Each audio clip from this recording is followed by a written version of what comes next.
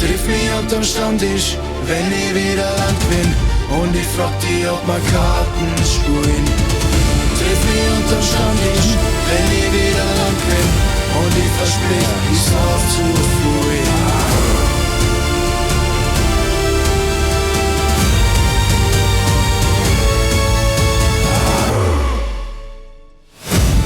Und damit moin moin meine aktiven Freunde und willkommen zu einer neuen Folge von Unterm Mann! Okay, willkommen zu einer neuen Folge von Unterm Stammtisch. Ich bin der Tom. Ich bin der Kevin. Und ich sauf halt echt nicht so viel. Also ich kann es halt tatsächlich halt nicht mehr so abschätzen wie früher.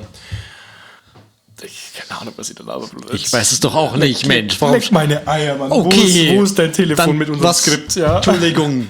Ich wollte kurz sagen, weil ich ja deine Eier lecken soll, dann zieh deine Hose bitte aus und stell dich bitte frontal auf den Tisch, dass ich deine Eier lecken kann. Nein, ich knie mich auf den Tisch, sonst bin ich ja zu hoch. Quasi. Abgehobener Wichser. Nicht, weil ich einen großen Schwanz habe. Richtig. Ganz, den ganz kann man tatsächlich, sicherlich. also, ja. Er ist ein größer wie der Schwanz. Super, das ist danke. halt schon, Entschuldigung. Super. Nein, die wissen ja nicht, wie groß deine Eier sind. Nicht viel größer. Aber schon normal, dass die Eier größer sind als der Schwanz, oder? Mama hat gesagt, das ist normal. Ich Passt, glaube, oder? deine Mama hat gelogen. Mama darf mich nicht anlernen, Kevin. Das darf ich, glaube ich, nicht machen. Außer es würde deinem selbst etwas mehr geben. Doof gelaufen, Thomas. Wir Genau. trinken heute Augustiner Helle Oh. mal wieder, gell? Schön eisgekühlt wird es sein können, weil bei uns ist es nämlich brechend heiß. Wir haben die Hitzewelle vom Wochenende tatsächlich überlebt. Die plus 40 Grad oder was das auch immer war, das war ja geisterkrank, das war ja abartig. Arsch. Der Tisch ist gut angekommen eben. Ja, der kroatische Tisch ist gut Ja, angekommen, aber der das ist haben wir noch nicht im letzten Podcast schon weggeschmolzen. erzählt. Ich weiß aber, der ist noch nicht weggeschmolzen von Ja, der wir sind noch nicht Temperatur. draußen geguckt. Ich schon vorhin. Ja, vorhin du mal kurz. Ja, Aber mei. Und jetzt? Möchtest du schmusen? leck Eier bitte wirklich. Ja, okay. Nein. Dann bitte. Kevin, was hat die letzte Woche aufgeregt? Mein Rücken. Ah, ich habe ihn sogar aufgeschrieben, genau diese. Ich weiß, was Haben andere gelesen? gesagt haben. Ja. Aber mein Rücken, ja. Es passiert, wenn man ins Alter kommt, gell. Bin ja schon ein alter Sack.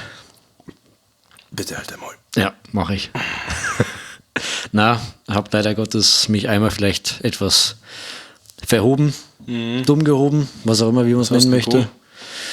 Kästen. Kästen? Bier. Okay. Ja, ganz viele. Und ich dachte, ja, komm, damit es schneller geht, probierst du mal 3 Kästen. Okay. Habe ich mir gescheit angehoben. Ja. Und ja, dann habe ich mich doch für 2 Kästen entschieden. Tat trotzdem weh. Das kann man irgendwie gar nicht vorstellen, dass das wieder Aber hat. ist dann trotzdem irgendwie gegangen. Okay. Ja, aber seitdem tut mir der Rücken etwas weh im unteren Bereich. Ja, genau da.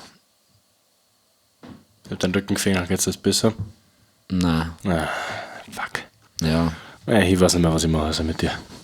spucken und dran Ja. reiben. Mir hat Hitze brutal aufgeregt. Punkt. Ja, Ich habe nichts, versteh ich. über was ich mir beschweren kann. Natürlich. Wow. Danke. Schön, ja. Damit habe ich es irgendwie echt Ja. im Blut. Ich habe tatsächlich immer 1 Milliarden Sachen, über die ich mich aufregen kann, aber tatsächlich habe ich heute keine, die ich im Podcast vorstellen kann, deswegen Ja, rege ich mich ich über die glaube Hitzen schon. auf. Was denn? Über das T-Shirt von dir?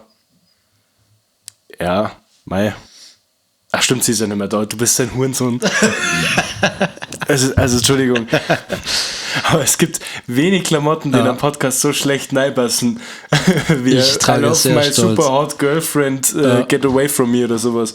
Magst du nochmal richtig vorlesen? I love my super hot beautiful girlfriend, so please stay away from me. Ja. Danke. Also du musst es da. Ich bin sehr stolz da darauf, unten dieses müsste noch- T-Shirt zu haben. Da unten müsste noch stehen, so stay away, the fuck away from me. Ja, das wäre witzig gewesen, ja. Ja. Mit so einem Mittelfinger. Na, es ist halt, mei, Kevin, du kannst ja auch sehen, was du willst. Ja. Aber es gibt halt manche Dinge, die ich auf dieser Welt nicht toleriere.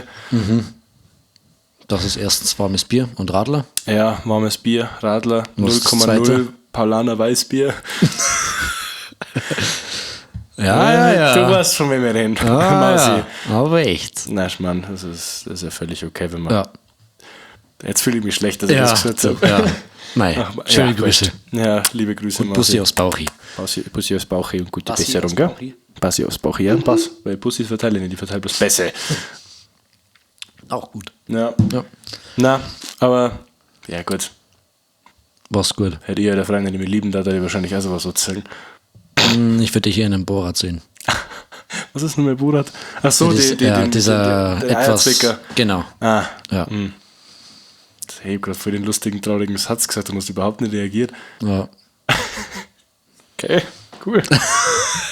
Danke. Gutes Gespräch. Vor allem, das regt mich richtig auf, dass du bei meinem Vater mit dem T-Shirt geguckt bist. Ich find's witzig. Aura zeigen. So, was ist letzte Woche passiert? Bei mir ist passiert, ich war am Wochenende in Südtirol, hab da auch Hochzeit gefilmt Ja. mit dem Euro. Schön. Ich hab gearbeitet, Ja. genauso wie du, am Samstag zwar nur. Ja gut, ich war halt dann um 12 Uhr mit der Hochzeit fertig. Und dann bin ich halt bis um 4 Uhr in der Früh, beziehungsweise halt von, keine Ahnung, wann wir da waren, ich glaube um 12 Uhr waren wir dann am Hotel und sind wir im Pool gekupft. Bis um, ich glaube, 1:30 oder so. Sind wir in den scheiß Pool geguckt, haben da Geil. halb gesoffen.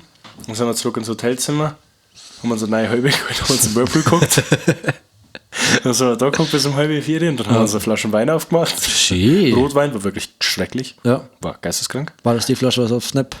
Nein, hast auf Snap, die ist Weißwein habe ich da. Aber der Rotwein, das war, ich glaube, das liegt einfach, was wir sind von einer Hochzeit weggekommen und der Euro hat noch Birra Moretti gekauft. Die 06er Flaschen, aber Geil. perfekt eisgekühlt, gell. Ganzen Tag gearbeitet an der scheiß Hitze, dann hockst du in dem Auto, offene Fenster, mitten in der Nacht, es wird langsam kühler, es ist einfach nur sehr warm, aber es wird langsam kühler, du hockst drin mit diesem perfekt gekühlten Bier und das ist das erste, es war an sich nicht das erste Bier des Tages, aber es war das erste Bier nach dem Tag und dann schaufst du da das rein, es ist dieses ultra geile Feierabendbier einfach. Ja, es ist ultra geile Mucke gelaufen und wir haben 20 Minuten zum Hotel gebracht und ich sag dir ganz ehrlich, diese 20 Minuten, ich kann mir nichts Perfekteres vorstellen, als 20 Minuten zu fahren und dieses Bier zum Saufen, das war Herrlich. wunderschön. Und dann sind wir im Hotel gewesen, in dem Whirlpool natürlich wieder geratscht ohne Ende. Der ist dann irgendwann, der war voll warm, der war pisswarm, so geisteskrank. Also mir ist dann irgendwann kalt war. Wow. Ich bin die ganze Zeit raus und habe halt vor den Whirlpool gepisst. Und diesmal habe ich aber Hosen noch gehabt. Ich wollte gerade fragen, aber ich habe gerade getrunken. Ja. Gut, dass du es erwähnst. Und dann sind wir halt in die Bude zurück und haben ein Gläschen Rotwein auf dem Balkon getrunken. Und ich hätte Fürs fast gekotzt. Feeling? Fürs Feeling. Und wir haben ja da Aussicht gehabt auf die Stadt runter Ja. auf Bozen, glaube ich, war das. Glaube ich, keine Ahnung. Und das ist halt, das war ein Ausblick, das ist dieses Tal zwischen den Bergen und die Lichter gingen so weit das Auge reicht. Das war Geil. richtig schön. Das Habe ich da glaub ich. Bilder geschickt, glaube ich. Oder? Ja. Das ist Geschickt. Das ist schon heftig. geil. Und Schon du geil hast gewesen. gearbeitet? Ich habe gearbeitet. Ja, Sonntag habe ich gar nichts gemacht. Ja, gestern habe ich noch gearbeitet. Am Freitag war ich noch bei Kiki, das wird Warte, heute ist Montag, oder? Nein, das ist Dienstag. Dienstag. Ja, schau, so ist das Leben, ja. Wenn man nichts mehr hat. Wenn man nichts mehr hat. Nein, ich bin happy. Aber heute ist echt, ja stimmt, Dienstag, mein Gott im Himmel. Ja, gestern habe ich noch gearbeitet, nochmal gerackert. Genau. Sonst eigentlich jetzt nichts Spannendes irgendwie am Wochenende. Ich war am Freitag noch bei Kiki. Wie war's? Stimmt? War lustig. Ja. Ja. Am Anfang hat sie, war es genauso wie die letzten Male vom Aufbau? Oder keine Ahnung, wie hat es die was letzten gegeben? Male war. Da das war erste Mal da. eine riesen Hütten so quasi und Ja, das war's. große. Ja. Ja. Und draußen waren halt die Bars und so Überdachungen, Zelte und sowas. Richtig nice. Draußen waren bei mir, glaube ich, keine. Ja. Na doch, eine, die ging Treppen hoch. Und für die Leute, die uns nur vom Podcast kennen, hey, wir sind Tomja und wir machen eine Musi. Was euch das bringt? Erstens, ihr backt mindestens 4 halbe Meere. Zweitens, ihr könnt mindestens eine Schachtel Kippen mehr daher. Und drittens, eure Freunde werden euch sehr viel cooler finden. Also, geht's auf Spotify und hört euch unser Mucke an.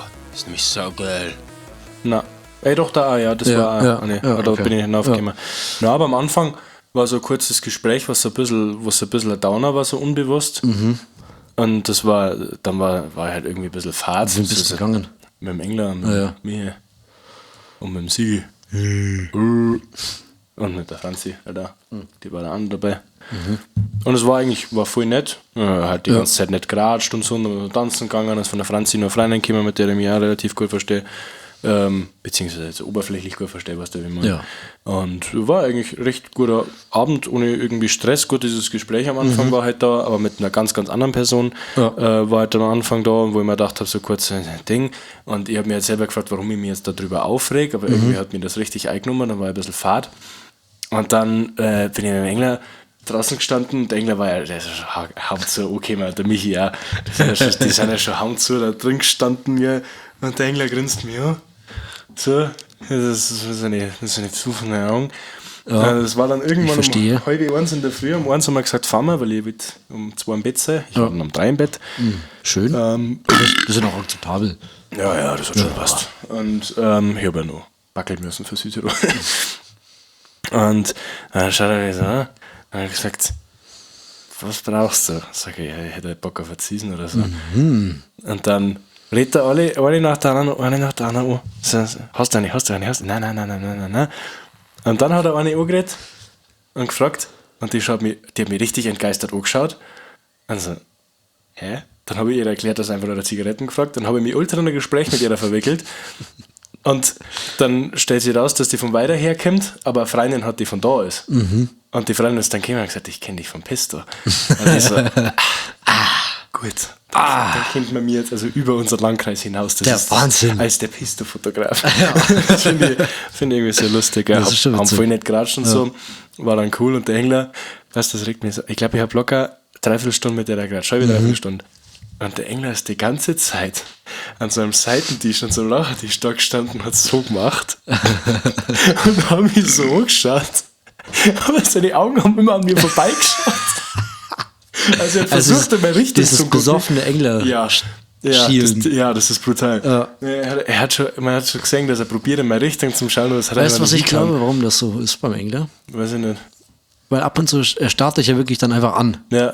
Ich glaube, der muss sich so arg konzentrieren, auf welchen Thomas er schauen muss. Ja, schon auf beide gleichzeitig. Ich glaube, es sind nicht nur 2. Ja. Und das sind alle. Das Schlimmste daran das ist eine ganze Armee. Dass nach einer Viertelstunde oder 20 Minuten ist der Michi dann noch dazugekommen. Und der wollte die ganze Zeit zu mir. Und ich habe nur gesehen, wie der Engler irgendwie sehr sporadisch seinen Arm festgehalten hat und so.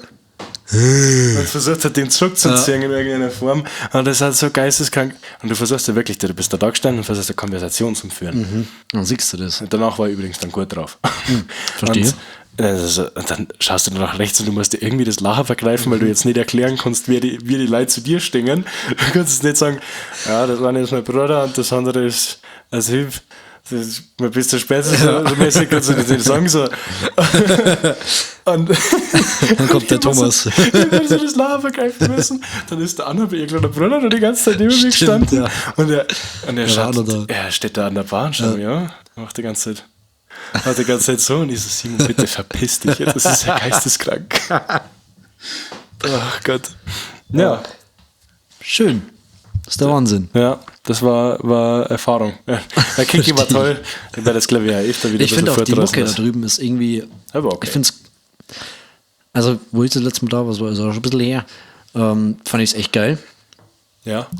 Da war am Abend, also Richtung Abend richtig, Abend, so 12 ab, kam da Richtung langsam Hardstyle und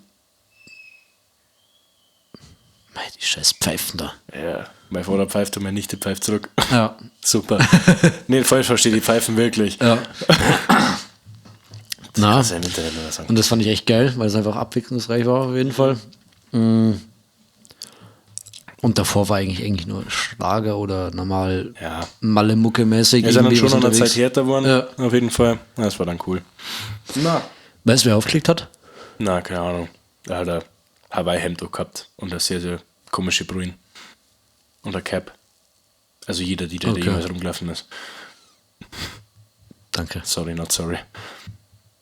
Wirklich, danke.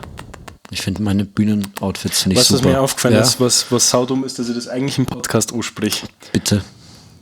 Weißt du, wir haben was ganz Wildes vergessen. Kannst du dich erinnern, was wir im April gepostet haben?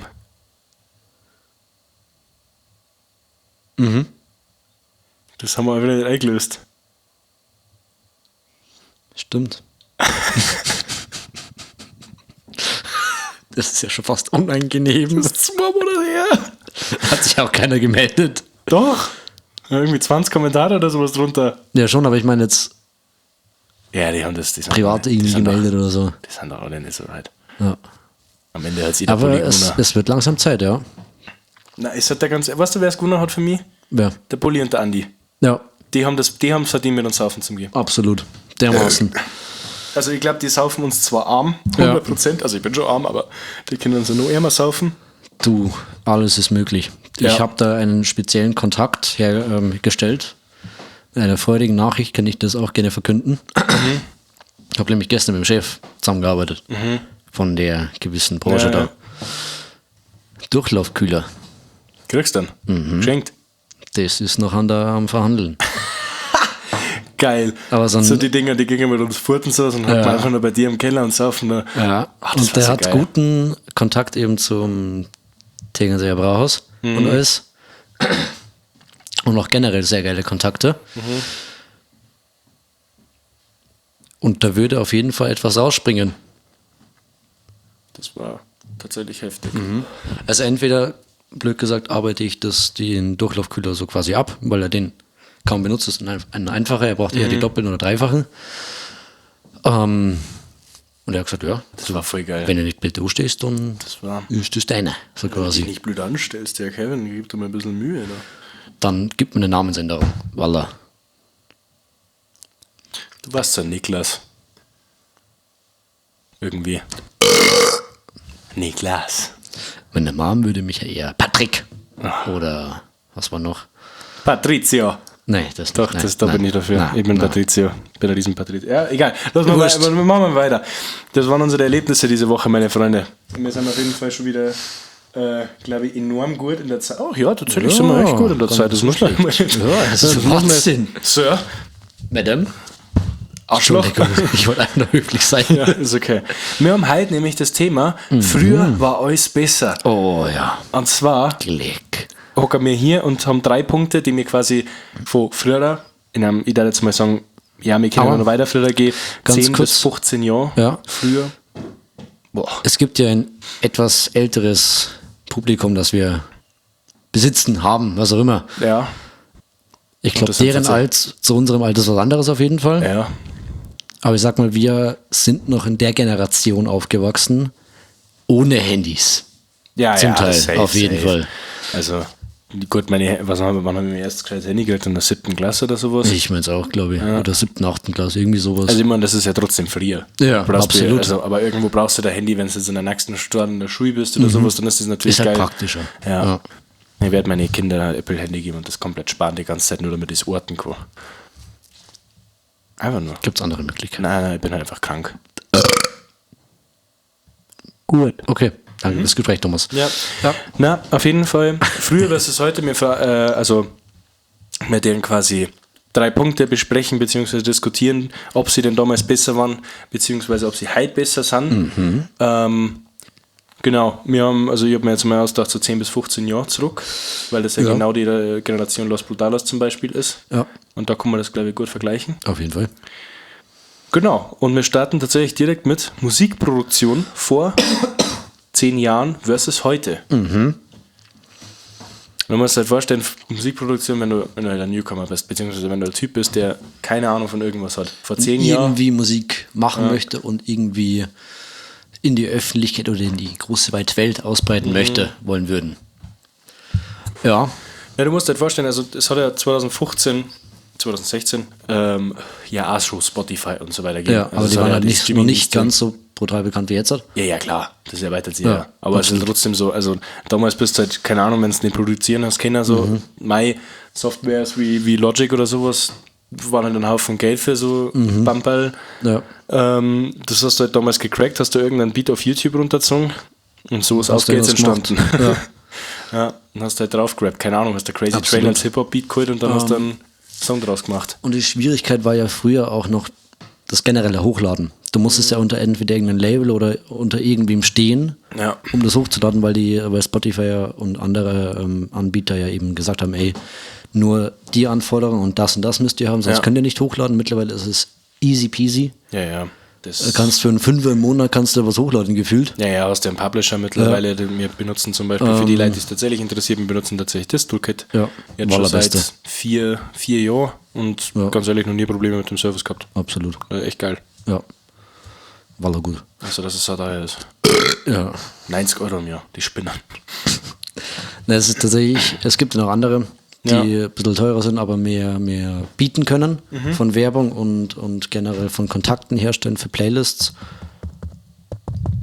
Ja, ich habe die ganze Zeit Angst, dass irgendwas in hier, Entschuldigung. Ja. Und ich finde, DistroKid ist einfach so wirklich ein perfektes Mittelmaß. Ja. Die haben echt viel. Die haben mittlerweile auch eben Vermarktung von Playlists, wo du dich reinschreiben kannst oder die Leute anschreiben kannst, ey du, wie schaut's denn aus? Ja, da muss man ganz ehrlich sagen, die sind aber scheiße. Ja. Die sind richtig scheiße. Also diese Wheel of Playlists oder sowas, was du bei DistroKid machen kannst, das ist tatsächlich kacke. Weil jeder externe Provider, also jeder externe Publisher, der macht natürlich bloß Playlists und denen folgen auch bloß die Künstler, wo halt über DistroKid zum Beispiel publishen. Und da habe ich halt einmal einen Song von uns in die Playlist da und das hat vielleicht 2 Streams gebracht oder sowas. Und wenn ich mir jetzt überlege, der geht dumm zum Beispiel, der ist in die Spotify Mixes Playlist gekommen. Ja. Und der hat innerhalb von einer Woche, der hat 2000 Streams gemacht. Ja, ich glaube, was die damit machen wollen oder erreichen wollen, ist ja eher so, dass du mehrere anschreibst, in mehr Playlists reinkommst, mehr Aufmerksamkeit bekommst auf ein größeres Spektrum und alles Mögliche. Ja. Das ist, glaube ich, eher so gemeint, wenn du jetzt in einzelne reinkommst, so 1, 2 oder sowas. Wenn du jetzt aber anstatt von 1, 2 auf 1000 oder sowas reinkommst, dann macht das einen riesen Unterschied. Ja. Aber da muss man ehrlich zugeben, dass tatsächlich alles, was du extern auf Spotify hast, niemals so gut ist wie Spotify selber. Ja. Es gibt ja bei Spotify für Artists gibt zum Beispiel Kampagnen, da kannst du zum Beispiel Werbung schalten. Bei den größeren Künstlern ist es so, dass du quasi Werbung schalten kannst und dafür deine Streaming-Einnahmen abgibst. Ja. Das heißt, die knöpfen, bevor sie es halt an deine Bank auszahlen, knöpfen die 30% ab. Was immer noch viel weniger ist, als ein Label jemals abknöpfen darf, weil die nehmen ja 85% oder sowas. Und die nehmen 30%, dafür pushen die dich in Playlisten, wie zum Beispiel die Mix-Playlisten, wie zum Beispiel die Mixtape-Playlisten oder das automatische Shuffle-Ding oder so. Oder für die Leute, die kein Spotify haben, dann einfach diese 30-Sekunden-Werbung. Ja, genau. Gibt's auch, habe ich auch schon oft erlebt. Genau sowas halt, und da kommst du halt rein. Wenn du größerer Künstler bist, dann kannst du halt einfach deine Streaming-Einnahmen abgeben. Wir müssen jetzt zum Beispiel, ich glaube, ich habe mal, der geht dumm, habe ich mal nachgeschaut, das waren 20 Euro im Monat, wenn man Kampagne macht. Draufgeschissen, so quasi. Ja gut, ich scheiße jetzt da nicht drauf, aber mir ist auch aufgefallen, dass ich den Streamingdienst nicht gekündigt habe, deswegen habe ich schon wieder 20 Euro dafür gezahlt. Ärgerlich. Das ist in der Tat beschissen. Ja. Aber hey, das ist ja wurscht. Genau, aber wenn du es jetzt mit heute vergleichst, meine Musikproduktion, die hat sich in den letzten 10 Jahren, glaube ich, mehr geändert als jemals zuvor, klar. Ja. Du hast halt damals, wenn du von die 2000er jetzt ausgehst, bist du halt irgendwann von Tape dann quasi auf digital gewechselt und das war ja auch schon ein krasser Wechsel. Aber wenn du jetzt überlegst, was du für Tools hast, vor allem mit KI und so weiter, die halt einfach einen Song in fucking 30 Sekunden generieren können, dann ist Musikproduktion in den nächsten 10 Jahren tot. Ja. Und da werden Producer tot sein. Das ist halt einfach so, wenn du in ja, nicht einmal 10 Jahren, sondern 2, 3 Jahre halt einfach in eine scheiß Software eingeben kannst, hey, mach mir das und das Instrumental, das klingt fantastisch, das klingt jetzt schon fantastisch, klar. Wenn du das gewohnt bist, wenn du es kennst irgendwoher, dann hörst du es raus, schon klar. Und ich meine, ich habe ja jeden Künstler auf Spotify blockiert, der KI-Musik macht, weil mir das einfach brutal abfuckt, weil die Musik halt einfach qualitativ nicht gut ist. Absolut, unter anderem. Und ich sag mal, da gibt es halt noch viel Verbesserungspotenzial. Ja. Ich sag mal, wo wir jetzt angefangen haben mit Suno eben, wo das quasi fast rausgekommen ist. Ja. Und ich das mit jetzt vergleiche, denke ich mir, ach du Scheiße, wenn das jetzt noch 5 Jahre so weitergeht, dann können wir es quasi aufgeben. Ja. Vor allem die kleinen Künstler, also die großen Künstler glaube ich jetzt eher nicht, weil die einfach ein eigenes Image haben, komplett set und einfach eine eigene Marke komplett sind. Ja. Aber ich sag mal, so kleine Künstler, die gehen halt dermaßen unter. Ja, klar. Also aber das war an sich schon immer so, aber ich sag mal jetzt halt noch mehr. Also die werden statt jetzt halt bei uns zum Beispiel, bestes Beispiel, wenn wir jetzt halt pro Song, lass es 5.000 Aufrufe sein oder sowas oder 10.000 vielleicht. Ja. Das wird mit den KI-Songs dann easy peasy runtergehen auf 2 oder vielleicht 1.000 Aufrufe. Also man muss tatsächlich dazu sagen, dass halt einfach 99% der kleinen Künstler, wo wir tatsächlich nicht mehr dazu erkennen, das ist nämlich krass, weil man tatsächlich ab 500 monatliche Hörer zu die Top 1% aus Spotify Artists gehört, was ultra krass ist. Voll. Vor allem mit dieser sage mal, kleinen Menge, 500 monatliche Hörer, wenn du das erste Mal hörst, dann sagst du, das ist nichts. Aber du gehörst wirklich zu die Top 1%. Ja, es ist ein kleines Dorf. Ja. Und du gehörst wirklich zu die Top 1% auf Spotify, zu den Künstlern. Aber diese 99% von den Kleinen, die werden einfach getötet von KI. Ja. Das ist einfach so. Und klar, du hast diese 99% auf Spotify, die auch viel Kohle generieren an sich. Absolut. Durch Streaming, weil man hört ja trotzdem. Also klar, wahrscheinlich 50% davon sind unter 10 monatliche Hörer. Aber es ist ja trotzdem irgendwo ein bisschen Geld und die Masse macht es ja dann im Endeffekt. Absolut. Aber es ist halt trotzdem krass, wenn du denkst, okay, die stehen jetzt aus, klar, die verdienen kein Geld damit, denen ist bewusst, dass sie kein Geld damit machen. Also die auch müssen mit den mittleren Producern, sage ich mal. Ich würde sogar schätzen, dass unter 10.000 monatlichen Hörer noch mittelmäßig ist. Ja.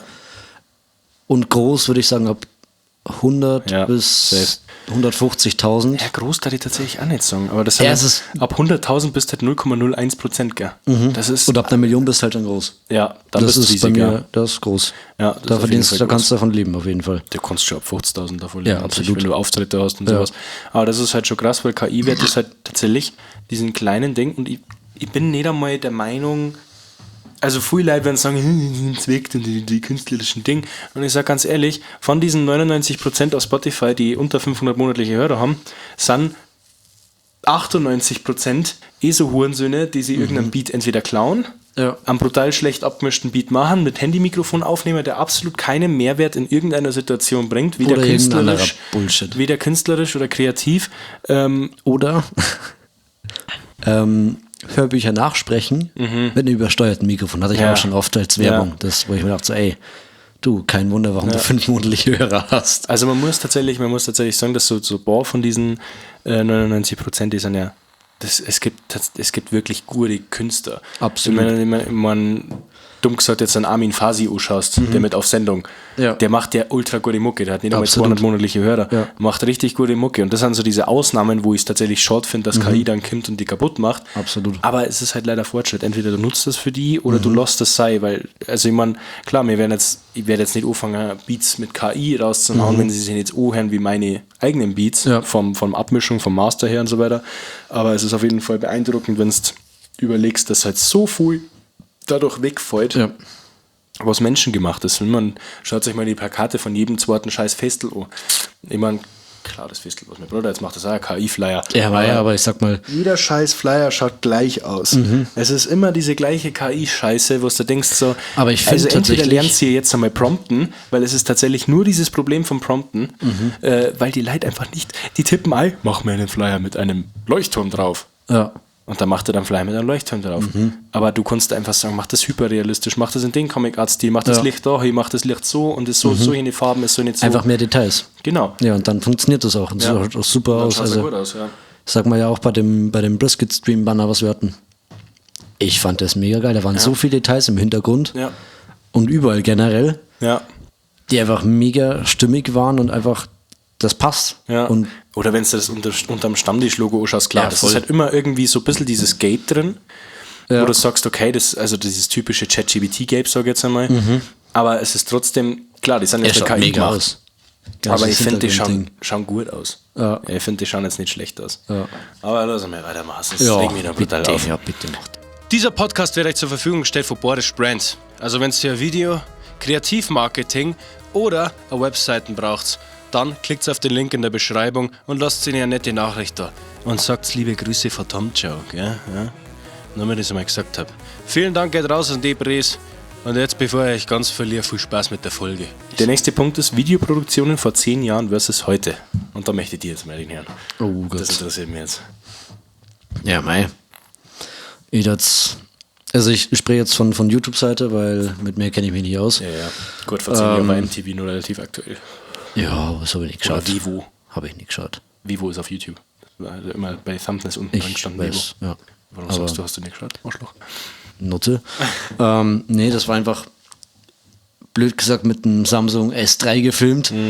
Komplett Set. Und jetzt mittlerweile, wenn du die YouTuber irgendwie anschaust, die filmen alle mit todeskranken Equipment. Ich meine, du musst ja nur mal unsere Videos anschauen. Ja, voll. Das ist ja abartig. Vor 10 Jahren hätten sie da 30.000 Euro geblecht und wir stehen im Hinterhof, drucken irgendein Spätzle die Kamera in die Hand und meinen, dass es irgendwie gut hingekriegt, macht er dann natürlich nicht, aber es schaut dann gut aus, qualitativ. Absolut.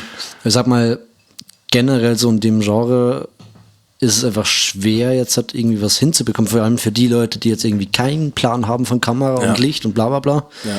Da sind wir sehr froh, dass wir einen Thomas haben. Ausgebildet. Häng los. Ausgebildet.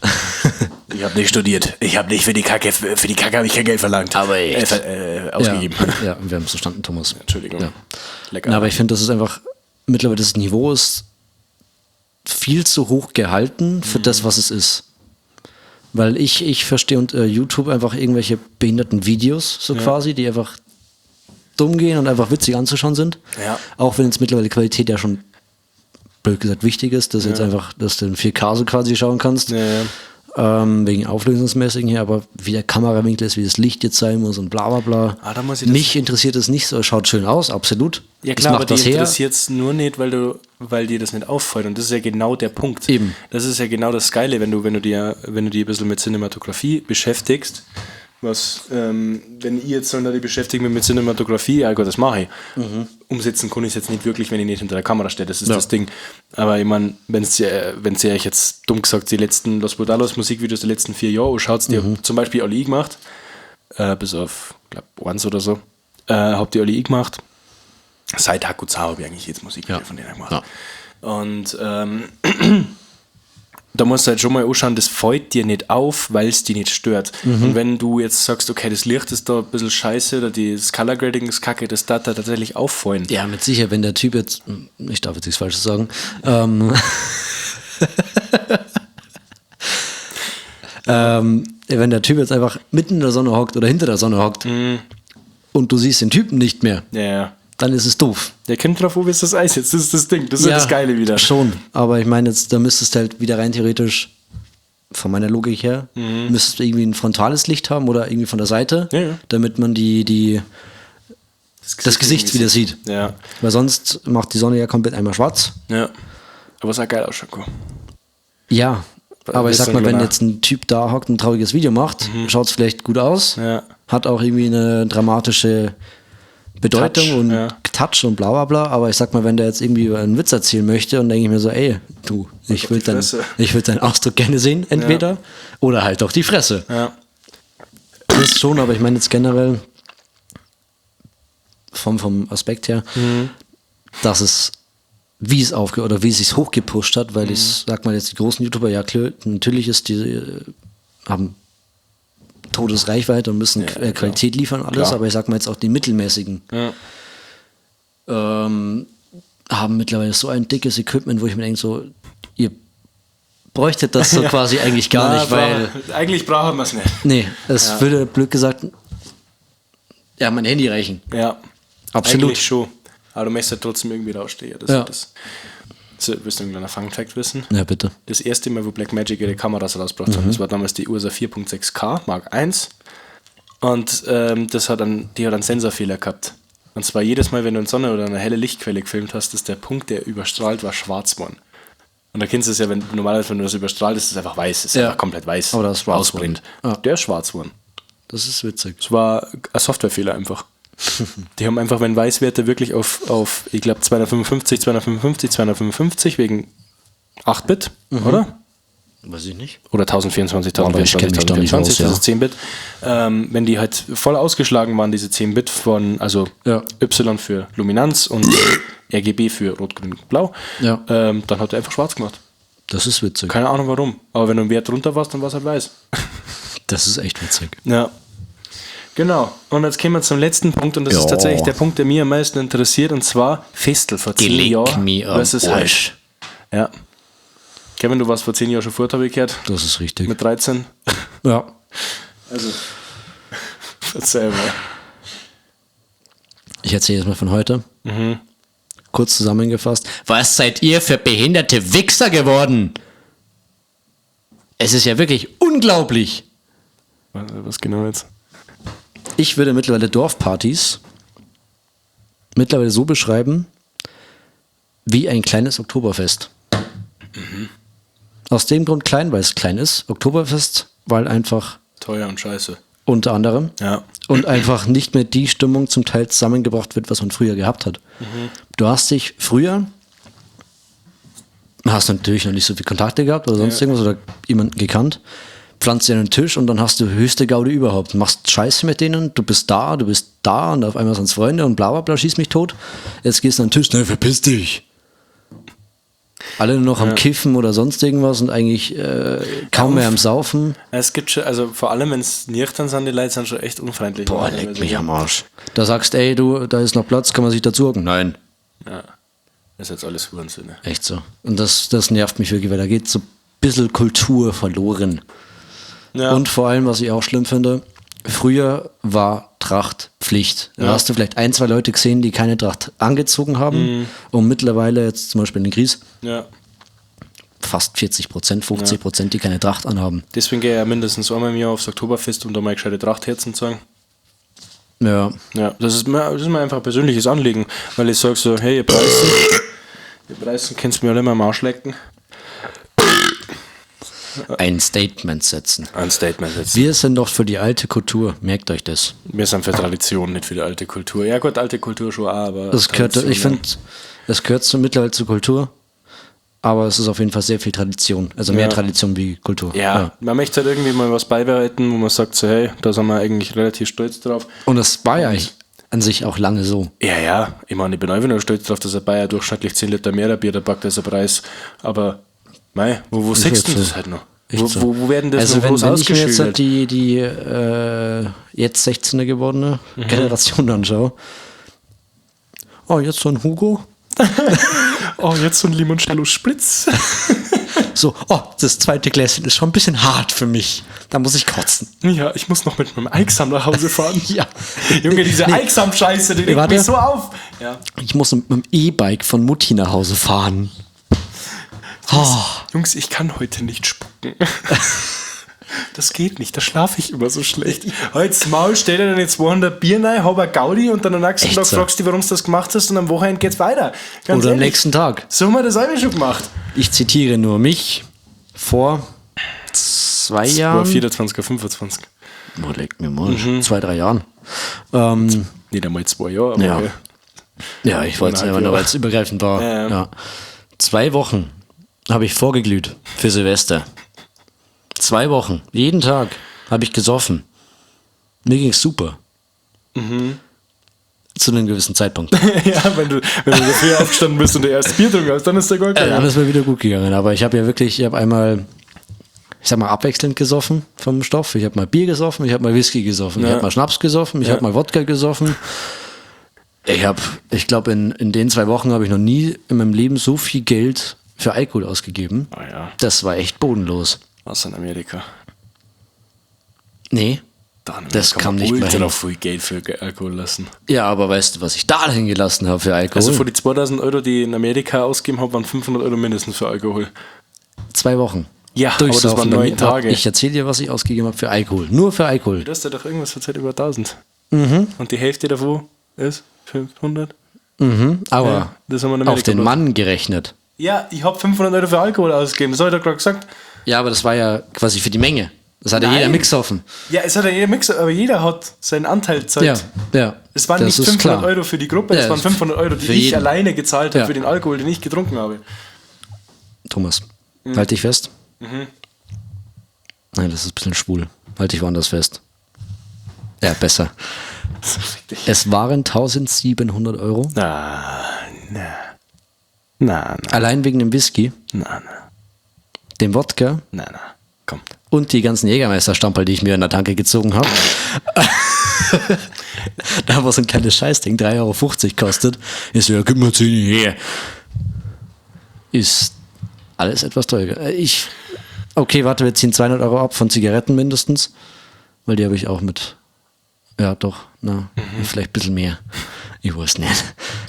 Ja, Aber es war auf jeden Fall eine gute Menge an Stoff, den ich in meinem Körper gekippt habe und ich wollte das einmal in meinem Leben machen. es war auf jeden Fall eine gute Zeit, weil der Kevin. Boah, da war ich voll. Ja. Bist du bereit? Ich bin bereit. Willkommen zu Kevins Fragen, zu Kevins Moment. Was wäre wenn und das Dilemma? Kevin, was wäre wenn eine Musik-KI wie Suno einen Song ausspuckt, der exakt nach Tom Joe klingt, aber 10-mal besser produziert ist als alles, was ihr je gebaut habt? Der Song geht komplett viral. Claimst du den Song jetzt als euren eigenen, spielst ihn dann live oder löschst du ihn aus Stolz? Es ist der erste bekannte Song. Also der richtig viral geht von uns. Ich vermute. Dann ja, zum Pushen. Und dann irgendwann nach 10 Jahren sagen, ey du, war vielleicht nicht so. Okay. In irgendeinem Interview einfach ganz geheim einfach so rausteasern. Weil erstens macht noch mehr Reichweite. Zweitens hassen sich die Leute. Ja. Drittens macht es noch mehr Reichweite und noch mehr Geld. Ja. Das Dilemma habe ich vergessen einzufügen. Anscheinend. Dann Na, denkt er aber was schön. aus. Aber würdest du es genauso tun? Ja. Ich würde es auf jeden Fall irgendwann löschen als Stolz, Ja. auch Stolz, aber ich sag mal, es hört sich wirklich kacke an, aber so funktioniert das Musikbusiness mittlerweile. Ja. Leider Gottes. Und sonst kommst du nicht hoch. Ja. Ich würde es tun und dann irgendwann mal droppen, so ey, du. Deswegen ja. existiert das Lied nicht mehr. Ja. Genau. Na, Dilemma fällt mir jetzt leider ganz ein. Deswegen, worauf freuen wir uns nächste Woche? Entschuldigung. Okay, danke. Super. Ja, und damit war's das schon wieder. Vielen Dank fürs Zuschauen. Hallo. Was? Auf was freust du die nächste Woche? Bier. Ach, das war ja süß.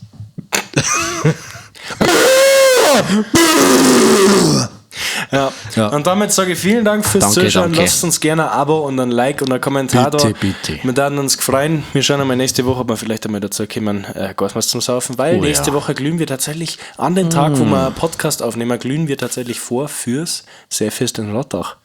Das ist nämlich nächste Woche am Dienstag. Ja. Kannst du da? Thomas, da muss ich was Ich beichten. glühe vor für das Seefest in Rottach. Und wir sehen uns nächste Woche wieder, wenn es heißt Unterm Stammtisch. Ich bin der Tom gewesen. Ich bin der Kevin gewesen. Ich wünsche euch eine schöne Woche.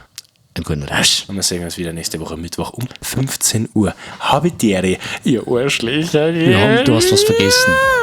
Was? Den Namen des Podcastes zu erwähnen. Haben wir doch gerade gesagt? Nein, Doch, wir haben gesagt, wir sehen uns wieder bei Unterm Stammtisch. nein, Doch, nein. haben wir. Nein.